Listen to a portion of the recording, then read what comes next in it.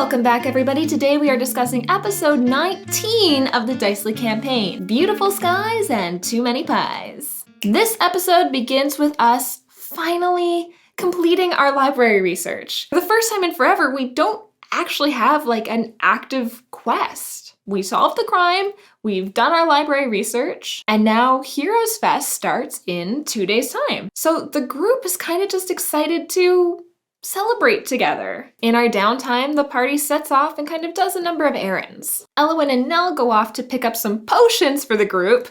Now that we have some newfound wealth, we're thinking about what can we do to prevent people from dying in our party again. We're very acutely aware that we only managed to save Azaria this time because we were so close to a major city. And I'm also very aware that the next thing we're gonna do is move far away from major cities. So we gotta have a way to deal with this on our own. We also have a conversation on the way back where Nell asks Elwyn what she envisioned for her life. And Elwyn confesses that she never saw herself having an extraordinary life of any kind, really. She grew up in a little bit of a broken home, and she's always just wanted her own family. Which of course is kind of impossible when you have the body of a 9-year-old. There are real physical limitations that are placed on her life. She can't fall in love, she can't have children, and that's the biggest motivating factor for her as to why she needs to fix this curse. She only has so much time left, and she just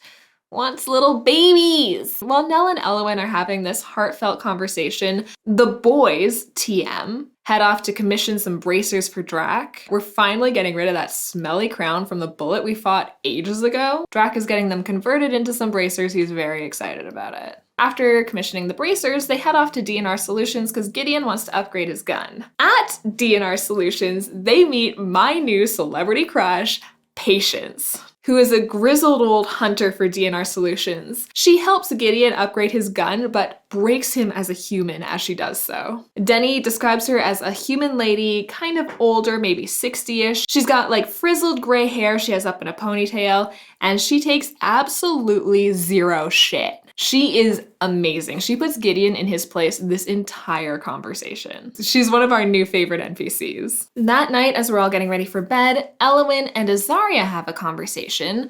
Azaria talks to Elwyn about how they are starting to realize that this magic void that they've lived their entire lives with is potentially its own type of dark magic. They did some research while they were at the library, and they're starting to realize that they can maybe harness this in a different way. If that's true, though, this magic is almost certainly illegal. And since we're going to meet with archdruids, I personally am concerned about how they're going to react to everything that's going on with Azaria right now. But Azaria does confess that they feel like they've maybe spent too much of their life trying to be something they're not.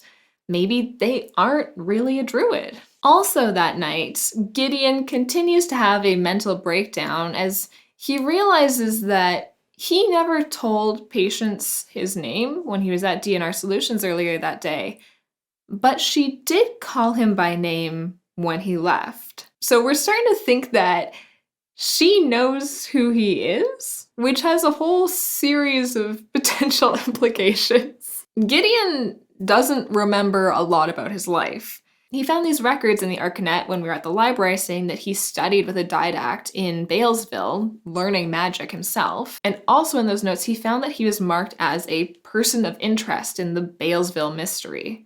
So now that Gideon's realizing that this great bounty hunter from DNR Solutions knows his name, he starts to get concerned that she is potentially coming for him. And he really panics about this. Gideon is not doing well. The next day, when Gideon wakes up, he has a note at the counter from Marimus, who has invited him to come speak with him again. When Gideon goes to meet with Marimus, though, he's so paranoid about everything that he actually asks Marimus some more questions about this. He wants to know more about this didact in Balesville, his training, and Marimus kind of throws a little bit of a wrench in that whole plan by saying that there never was a didact in Balesville.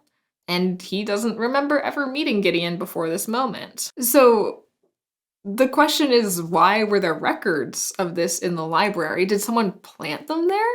And why? The group has a lot of theories that range from doppelgangers to alternative timelines, MCU style. But we kind of need to figure it out soon, or Gideon's gonna have a true mental breakdown. Jumping back again to the previous night, Abe and Drac also have a conversation. This is a conversation-heavy episode. Abe asks Drac his opinion on if Abe should pursue fixing his soul crystal. This seems to be something that has been kicking around in Abe's mind for quite a while now, ever since he had that greater restoration cast on him to de-age him after the ghost thing. He seems to be thinking about having that same thing applied to just his soul crystal, which has always been kind of cracked and broken, different from other Argan folk.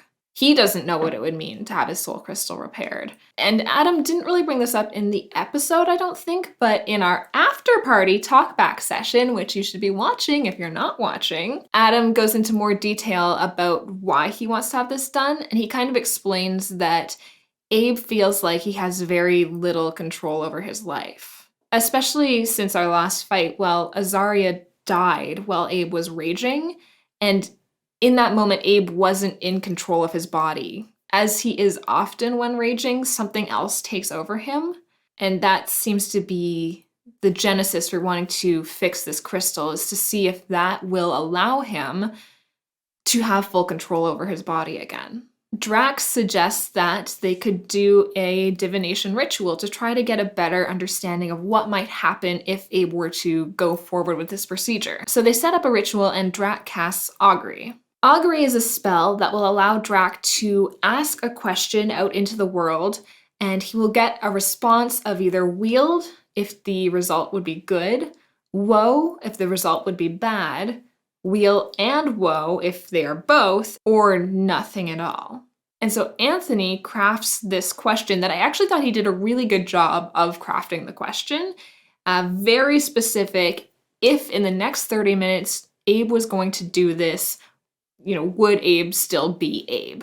But the result comes back, Woe, which we can interpret to mean that if Abe were to go through with this, it may fundamentally change him as a person. Of course, the thing with this spell is it is super up for interpretation. The exact wording that is used is very important.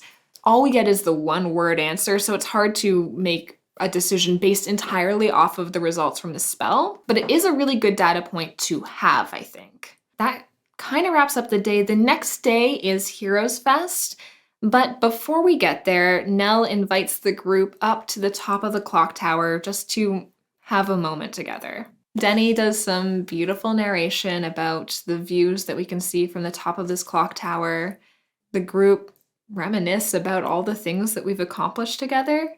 And it is a really nice, calm moment for the group. The next day we wake up and it is Heroes Fest. When the group comes outside in the morning, it is packed. There are people everywhere on the streets. There's merchants, people are selling things, they're painting paintings, there's juggling, there's musicians. There's a number of contests going on. Most of the group joins in a pie eating contest. Elwyn and Abe, as the only rational people here, decide not to do that because why would you get on a stage and shove your face full of pie? And that wraps up the episode. It was a very talking heavy, roleplay heavy episode, but we're in Heroes Fest. It's happening, and there's an opening ceremony tonight and a parade tomorrow where Drax's brother is maybe gonna show up, so we are very excited to see that.